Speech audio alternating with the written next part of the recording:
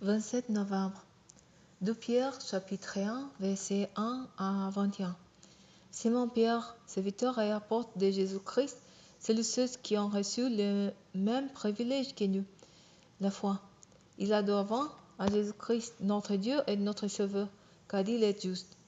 Que la grâce et la paix vous soient données en abondance par la connaissance de Dieu et de Jésus notre Seigneur. Par sa puissance, en effet, Dieu nous a donné tout ce qu'il fait faute pour vivre dans la piété, en nous faisant connaître celui qui nous a appelés par la manifestation de sa propre gloire et l'intervention de sa force. Ainsi, nous bénéficions des dons infiniment précieux que Dieu nous avait promis. Il a voulu, par ces dons, vous rendre conformes au caractère de Dieu, vous qui avez fait la corruption qui les mauvais désirs font régner dans ce monde. Pour cette raison, faites toutes vos efforts pour ajouter à votre foi la vertu, à la vertu la connaissance, à la connaissance la maîtrise des soi, à la maîtrise des soi l'endurance dans l'épreuve, à l'endurance la pitié, à la pitié l'affection fraternelle, et à l'affection fraternelle l'amour. Que si vous possédez ces qualités, et si grandissant sans cesse en vous, et vous rendront actifs et vous permettront de connaître toujours mieux notre Seigneur Jésus-Christ. Que celui qui est fond de feu est comme un aveugle. Il ne voit pas clair.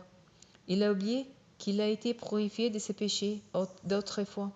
C'est pourquoi, frères et sœurs, parce que Dieu vous a appelés et choisis, faites d'autant plus d'efforts pour confirmer ses appels et ses choix. Car si vous agissez ainsi, vous ne tomberez jamais.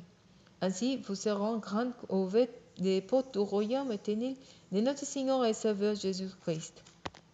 Voilà pourquoi je ne cesserai de vous rappeler ces choses, bien que vous les sachiez déjà et que vous soyez fermement attachés à la vérité qui vous a été présentée. Mais j'estime juste de vous tenir en éveil par mes appels, tant que je serai encore de ce monde. Car je sais que je vais bientôt quitter ce corps mortel, comme notre Seigneur Jésus-Christ me l'a révélé. Cependant, je prendrai grand soin que, même après mon départ, vous vous rappeliez toujours ces choses. En effet, nous ne nous sommes pas appuyés sur des histoires habilement inventées. Lorsque nous vous avons fait connaître la venue de notre Seigneur Jésus-Christ dans toute sa puissance, mais nous avons vous agrandi de nos propres yeux.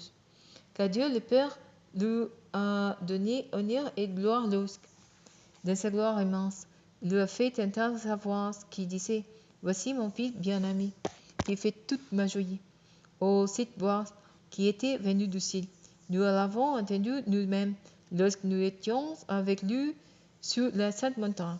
De plus, nous tenons pour le temps plus certain les paroles des prophètes et vous faites bien de vous attacher. Car elle est comme une lampe qui brille dans un lieu obscur, jusqu'à ce que les jours paraissent et que l'étoile du matin s'élève pour illuminer votre cœur. Sachez avant tout qu'aucune prophétie de l'Écriture ne peut faire l'objet d'une interprétation personnelle. En effet, ce n'est pas par une volonté humaine qu'une prophétie a jamais été apportée, mais c'est porté par le Saint-Esprit que les hommes ont parlé de la part de Dieu.